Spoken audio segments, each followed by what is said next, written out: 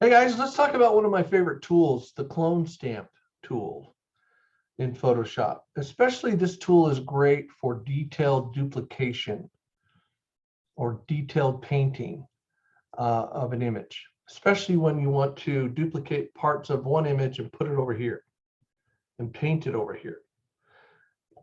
And it's called the clone stamp tool.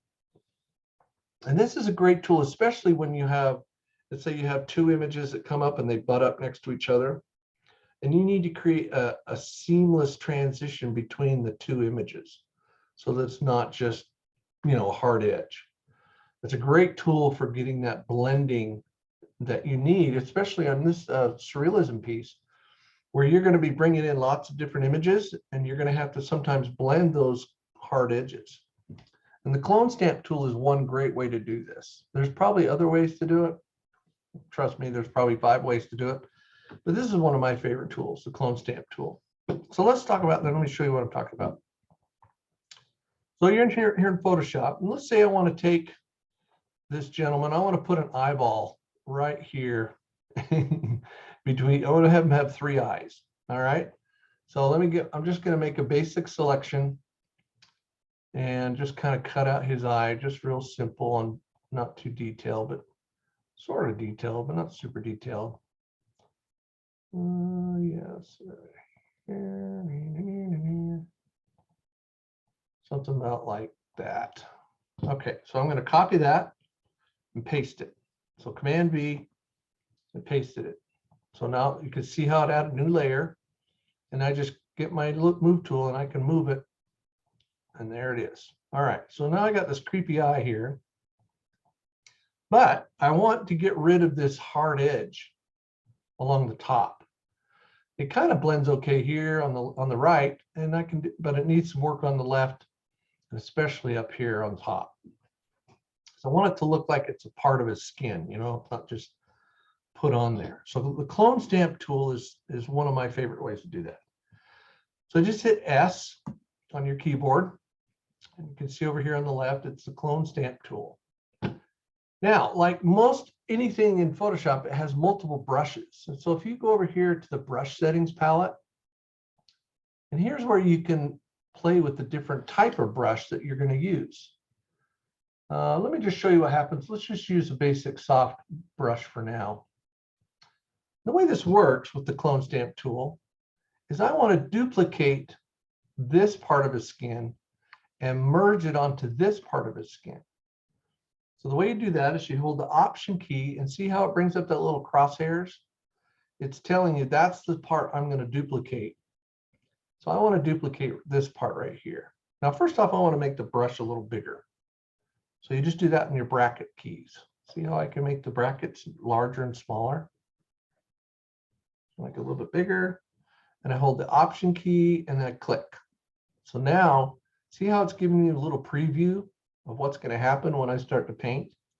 So I just press and click, and you can see how it's duplicating where that skin is. Wherever those crosshairs are, it's duplicating it. Now I'm not being too careful here, and I'm just clicking, and it's blending pretty decent. But you can see up here at the top, I've got it at 74%. So that's not bad. Let's make that about 50%. So it's a little more subtle. And I also want to get rid of these repeating patterns. You don't want to have repeating patterns because then it just looks like Photoshop. So I'm going to click over here and paint.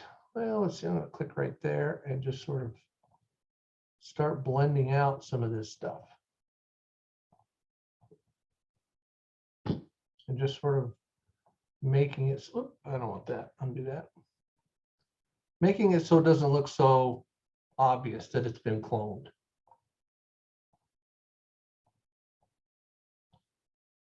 Yeah, something like that. But I still have kind of a funky edge here. So I want to reduce my opacity some more. So let's go back to about 50%. And I also want to get a brush that's not so smooth. So if I go over here to my brush settings and see how I can pick some different textures. So I want to click on something that's got a little bit more texture to it. It's chalky and something like that. Let's try that. And you can see even the shape of the preview changed. I want to do about 50%. So I'm going to option click here because that's the part I want to duplicate.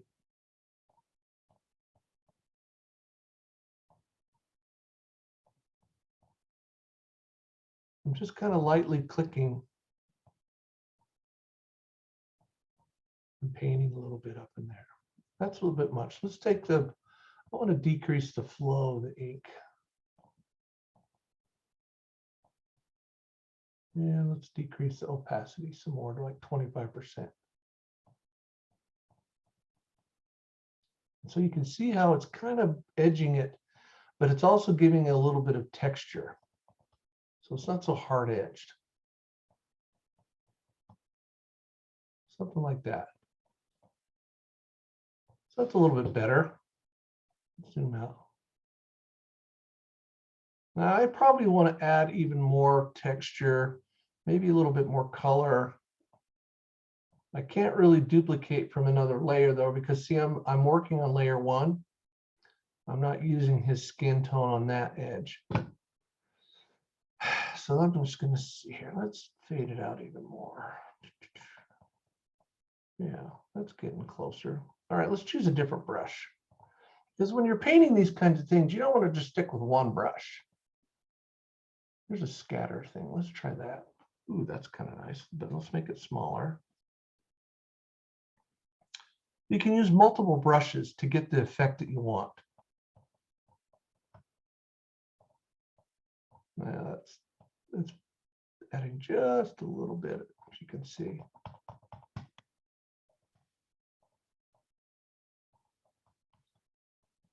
Merge in this area here. Let's choose this brush. No, I don't want that one. Let's just choose that one. Let's see what we get with this brush. Now I still have, I'm only doing like 25%. So let's beef up the flow and the opacity a bit. Yeah, it's a little bit hard edged. Let's just do a soft edge brush. Make it a little bit bigger.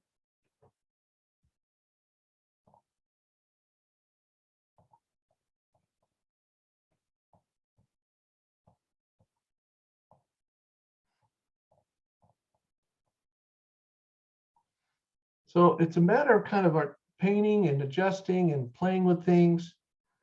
And you can see how it looks a little bit better than what it was. I could keep working it. Same thing down here. I can soften this edge a little bit so it's not so hard edged. Maybe bring a little bit more of that eye into there. So for instance, maybe I should have brought this part in underneath the eyelid here. So you have that little eyelid part. Anyway, it's not too bad. So the clone stamp tool.